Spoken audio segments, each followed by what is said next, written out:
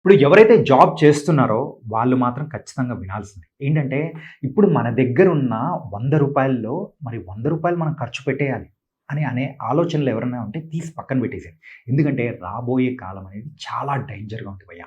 ఎందుకంటే ఒక పక్క పెట్రోల్ రేట్లు పెరిగాయి. యుద్ధం జరుగుతూ ఉంది. ఎల్‌పీజీ గ్యాస్ సిలిండర్‌లు పెరిగాయి. మనం తినే ఫుడ్ పెరిగింది.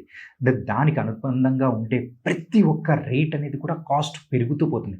ఇంకా చెప్పాలి అనంటే మన ప్రధాని నరేంద్ర మోడీ గారే వచ్చి స్వయంగా రాబోయే కాలం జాగ్రత్తగా ఉండాలి.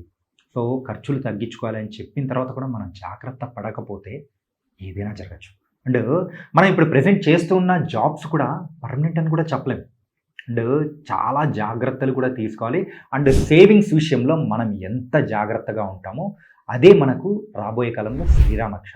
కాబట్టి ఈ సేవింగ్స్ విషయంలో ప్రతి ఒక్కరు కూడా జాగ్రత్తలు తీసుకోండి.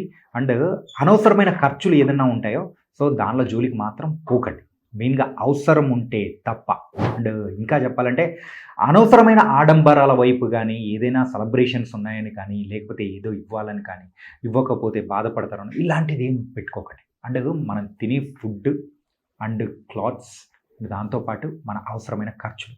ఈ మూడిటికి తప్ప మిగతా వేరే దాన్ల కోసం మీరు మీ దగ్గరున్న డబ్బుల్ని అనవసరమైన దుబారా చెయ్యకండి. ఎందుకంటే మరి వరల్డ్‌లో జరుగుతూ ఉన్న పరిణామాలకు తగ్గట్టే నేనిది చెప్తున్నాను. అండ్ మెయిన్‌గా ఈ విషయాన్ని ఏముందిలే నువ్వేమైనా చేత్తన్నావా అని అనుకోవచ్చు. కాకపోతే సో విన్న వాళ్ళందరూ మన బ్రదర్స్ అండ్ సిస్టర్స్ ఖచ్చితంగా జాగ్రత్త పడతారనే మీతో పాటి నేను కూడా జాగ్రత్త పడుతున్నా కాబట్టి అందుకోసమే చెప్తున్నా. 5ఆ?